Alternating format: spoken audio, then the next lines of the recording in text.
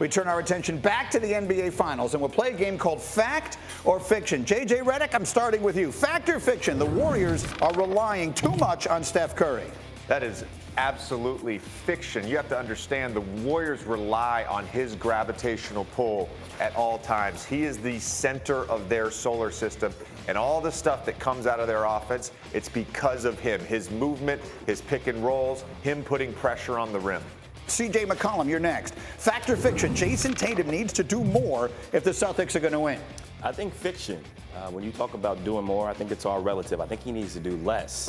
Less turnovers, less contested mid-range shots, more step-back threes, more assertiveness, more getting downhill, jawing the defense, kicking it out to the likes of Al Horford, the likes of Marcus Smart, as well as Derek White. Okay, so I like the way you went there. You sort of crossed me up. It is both fact and fiction at the same time. Redick, how about this? Draymond Green deserved a second technical for that exchange with Jaylen Brown the other night. Is that fact or fiction? I'm going to go with fiction on this. I think it was very annoying. Draymond can annoy people and get under their skin, but I didn't find it to be egregious. It was more annoying than anything else. Okay, it's interesting. We were all sitting together. I was with the group from NBA Canton watching that. I can tell you in the building, they were scared to death. The fans in Golden State were scared to death that they were about to lose Draymond Green in the second quarter of a finals game. And with that thought in mind, Jeff Van Gundy was on the Low Post podcast yesterday, and this is what he said the Celtics should do to deal with Draymond Green. Listen. You either have to come to the idea as a group that we're going to completely ignore Green, his antics and his disruptions, or we're going to confront him every single time he runs his mouth.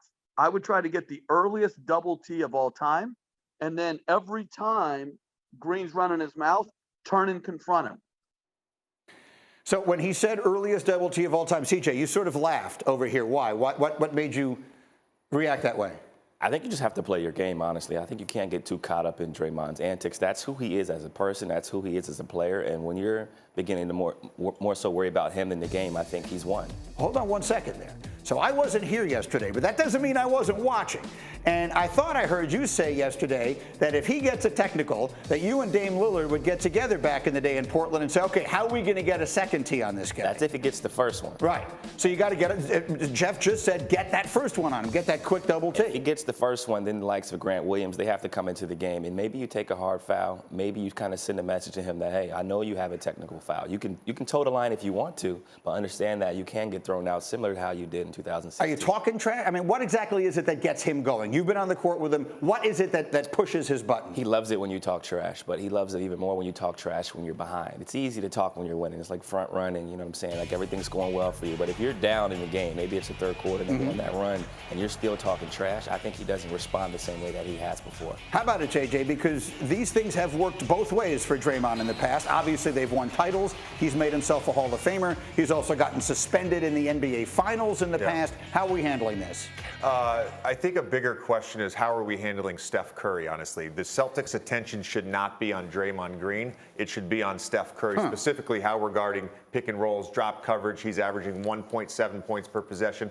ISO's 1.8 points per possession. If you look for both teams in the half court, the three most effective plays are a Steph pick and roll, a Steph handoff, and a Steph ISO. They've got to figure Steph out. Draymond is the least of their concerns. Is that right? Because it does feel as though the energy and emotion that he creates does lift the rest of his team. Yeah, but he's going to do that every game, Greeny. That's who he is. As CJ said, that's who he is. That's what he brings into a game, and I thought he brought that at a very high level from the jump in game two. You were there, first play of the game. He's tying up Al Horford at the top of the key, forcing a jump ball. This is who he is as a player. That's not going to necessarily affect the scoreboard the way how you're guarding Steph Curry will affect the scoreboard. That is a fascinating little graphic we have up there. You see, they win almost 8 out of every 10 games they play when he gets a technical foul. CJ, how should I react to that? This is a wild stat. I've never seen a stat like this before. The fact that he has, call it 28 technical fouls at least in games is mind-blowing. But he has to be careful because there is a point system in place depending on how many points he racks up for technical fouls. Right. And this series could go 7 games, and if that does, that could be a problem. Well, JJ just said ignore him, or is that the word you used? How do you do that? When he's out there, he feels, I'm sitting all the way upstairs watching this thing, and I'm want to run down there and do something about it. How do you ignore him when he's being Draymond? I think you kill him softly with your play, honestly. They have a chance at home to make a statement and go up 2-1. Jason Tatum could be aggressive early on. The Royal players will be more aggressive early on, be more comfortable. And I think that will speak more volumes than anything they can say to him because he's heard it all. Give me a final word on this, JJ. We'll get back to some other things. But on Draymond, I mean,